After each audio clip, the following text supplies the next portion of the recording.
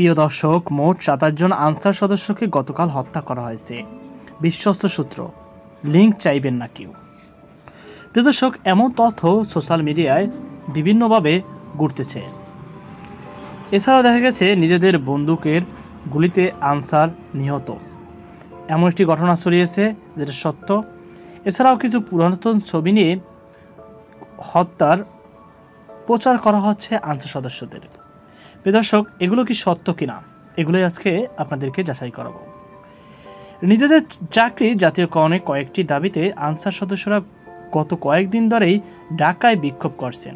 গতকাল রোববার তারা সকাল থেকেই রাত পর্যন্ত সচিবালয় ঘেরাও করে রাখেন এবং তাৎক্ষণিক চাকরি জাতীয়করণের ঘোষণা দেওয়ায় দাবিও জানান তিনি। এমত অবস্থায় সচিবালয়ের ভিতরে সরকারের কয়েকজন উপদেষ্টা সহ অনেক সরকারি কর্মকর্তা কর্মচারীরা আটকা পড়েন। এরই পরিপ্রেক্ষিতে সচিবালয়ে আটকে পড়া দুই উপদেষ্টার ডাকে তাদের উদ্ধার করতে বৈষম্য বিরোধী ছাত্র আন্দোলনের নেতাকর্মীরা রাজু ভাস্কর্য থেকে সচিবালয়ে জড়ো হন। শিক্ষার্থীরা মিছিল নিয়ে সচিবালয়ের সামনে আসলে আন্দোলনরত আনসার সদস্যদের সাথে তাদের সংঘর্ষ বাধে। দফায় দফায় হয় দাওয়া পাল্টা দাওয়া। এরই পরিপ্রেক্ষিতে বাংলাদেশ আওয়ামী লীগের যুব মহিলা লীগের যুক্তরাজ্য শাখার সভাপতি ইয়াসমিন সুলতানা পোলেনের ফেসবুক অ্যাকাউন্ট থেকে একাধিক গুজব প্রচার হতে দেখা যায়, যেখানে বিভিন্ন আঙ্গিকে আনসার সদস্য নিহত হওয়ার দাবি প্রচার করা হয়।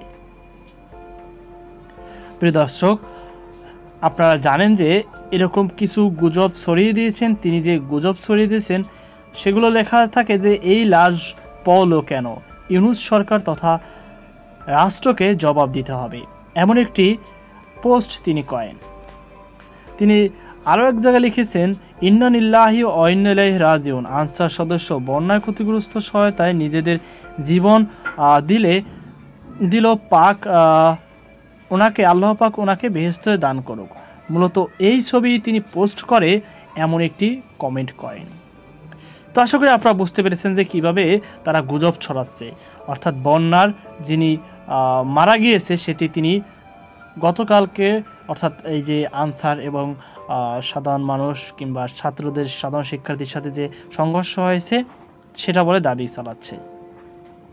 উক্ত দাবিতে যুক্তরাজ্য শাখার মহিলা যুবলীগের সভাপতি ইয়াসমিন পোলেনের ফেসবুক অ্যাকাউন্ট থেকে প্রচারিত পোস্টটি করা হয়।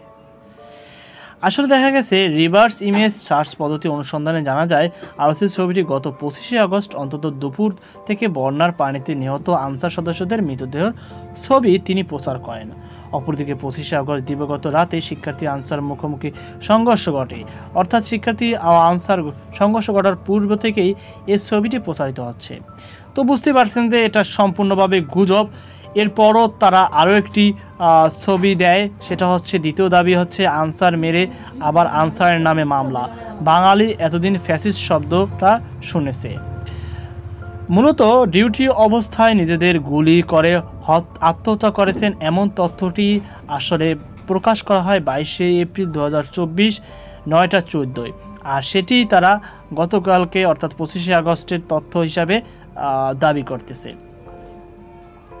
তো আশা করি আপনারা বুঝতে পেরেছেন এটি আসলে সম্পূর্ণ ভিত্তিহীন তথ্যসূত্র এক এবং শিক্ষার্থী আনসার ও সংঘর্ষ আনসার সদস্য নিহতের গুজব নাম্বার 3। এখানে তিনি শেয়ার করেন যে মোট 27 জন আনসার সদস্যকে গতকাল হত্যা করা হয়েছে। বিশ্বস্ত সূত্র, লিঙ্ক চাইবেন না কেউ।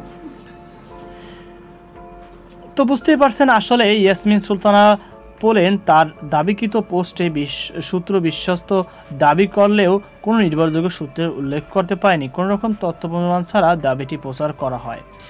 তো আশা করি আপনারা বুঝতে পেরেছেন মোটামুটি এই সবগুলোই গুজব ছড়িয়েছে, গুজবের একাকার করে ফেলেছে সোশ্যাল মিডিয়ায়। তো এই বিষয়ে আপনার কি মতামত অবশ্যই কমেন্ট জানাবেন প্রিয় দর্শক। তো এই ছিল আমার সর্বশেষ আপডেট। আর এই গুলো তথ্য শেয়ার সম্পূর্ণভাবে রিউমার স্ক্যানার ক্রেডিট তারা সুন্দর একটি প্রতিবেদনের মাধ্যমে এটি যাচাই বাছাই করেছে। তো স্পেশালভাবে থ্যাঙ্কস সত্য উদ্ঘাটন করার জন্য। তো আজকে পর্যন্তই, আল্লাহ হাফেজ।